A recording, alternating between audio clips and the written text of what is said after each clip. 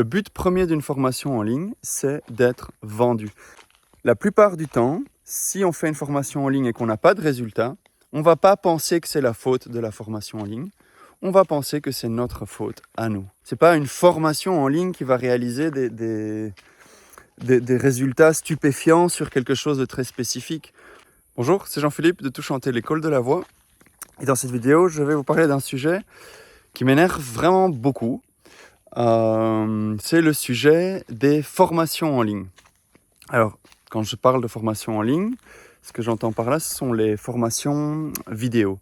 Donc, par exemple, vous avez, j'invente 15 heures de vidéo à suivre ou différents exercices à faire en vidéo sans que personne soit là pour vous corriger et vous suivez ces vidéos tout seul chez vous dans votre coin. Bien sûr, des vidéos de ce type, il y en a de toute qualité, de qualités différentes. Il y en a des moins bonnes que d'autres. Mais le but premier de toutes ces formations, c'est d'être vendu. Ce n'est pas spécialement que vous appreniez beaucoup ou que vous progressiez beaucoup. Le but premier d'une formation en ligne, c'est d'être vendu. Qu'est-ce que je veux dire par là? C'est que par exemple, si moi je décidais demain de faire une formation en ligne, pendant peut-être une journée, 2 journées, une semaine, j'enregistrerai des vidéos. Et puis, je les mettrai sur mon site ou sur un site de vente de formation.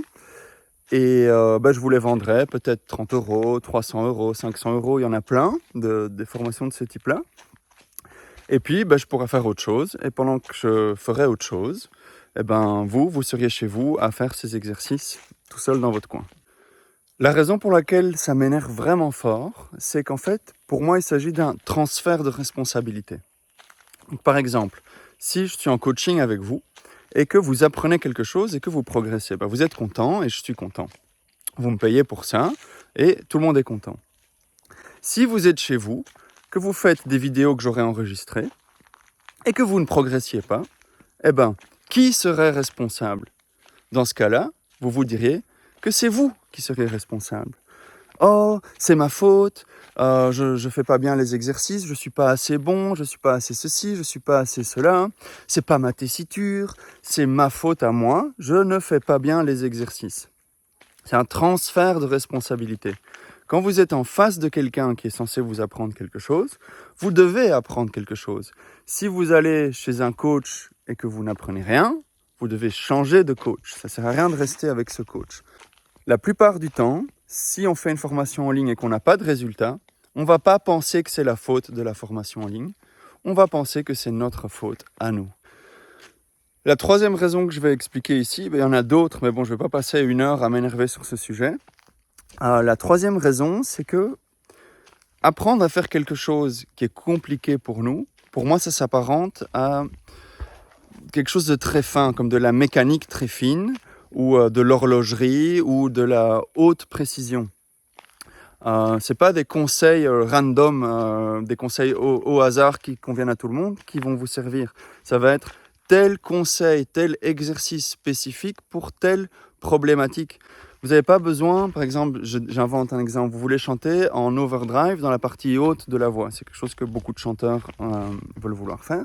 Vous n'avez pas besoin de faire 15 heures d'exercice sur d'autres modes. Vous avez besoin d'un exercice spécifique qui répond à votre problématique. Et ça, il n'y a que quelqu'un qui sait comprendre ce que vous voulez et qui peut vous donner les exercices qui correspondent exactement à ce que vous voulez, qui peut vous aider à réaliser ce progrès. Ce n'est pas une formation en ligne qui va réaliser des résultats stupéfiants sur quelque chose de très spécifique. Vous allez avoir des exercices que vous allez faire, peut-être pendant des heures, pendant des semaines, peut-être en faisant beaucoup d'erreurs. Donc il y a des chanteurs, parfois je récupère des chanteurs, qui ont suivi des formations en ligne, et en fait ils ont tout compris de travers. Mais il n'y avait personne pour leur dire qu'ils avaient compris de travers. Et pendant des heures, pendant des semaines, peut-être parfois pendant des mois, ils ont répété un exercice qu'ils doivent maintenant désapprendre pour réapprendre à le faire mieux. Alors oui, il y a des formations qui sont accompagnées de sessions de groupe où vous pouvez poser des questions.